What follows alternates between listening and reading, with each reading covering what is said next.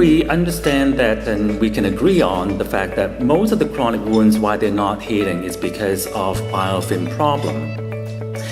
And that's why, wounds do not always follow this predictable pathway, and they often get stuck in this inflammatory phase because all this bacteria they're producing proteases stimulate your body to produce protease as well, and making the wounds more difficult to heal.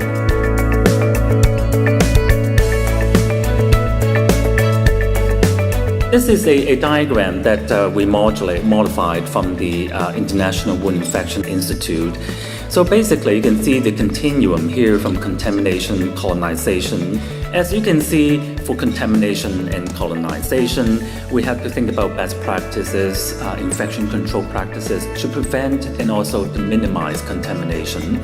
Versus with local spreading and systemic infection, the recommendation from the Wound Infection Institute is to look at aggressive, regular maintenance, continuous debridement, and also the use of antimicrobials. So I think the recent updates on wound biofilms, a few key points here, that biofilms cannot be visualized. There's a continuous debate and conversation about, I see all those slimy stuff, is it biofilm? Well, remember, yes, when you see fluffy tissue, when you see those slime gelatinous material, it's likely that you have biofilm in those devitalized tissue. But just because you cannot see devitalized tissue, just because you cannot see the slimy stuff on the wound surface, you cannot rule out the presence of biofilm.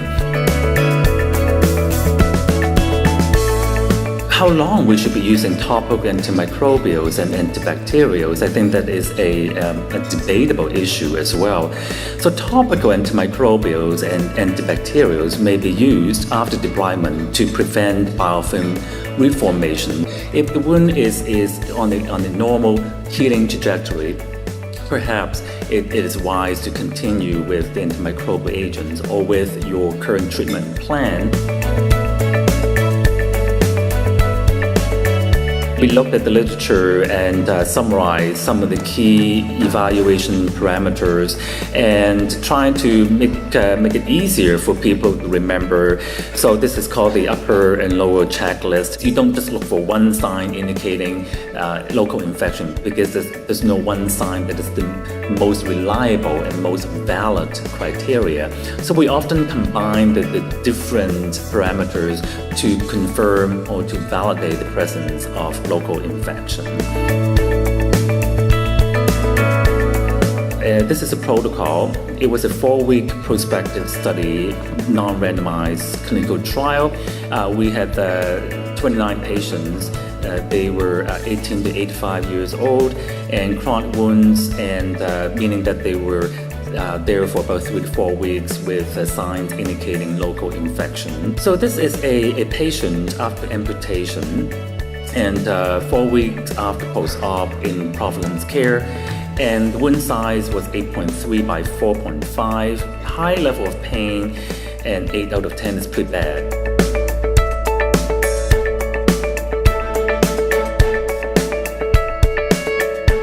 So at the end, after looking at 29 patients, we're able to achieve and demonstrate a significant reduction in wound surface.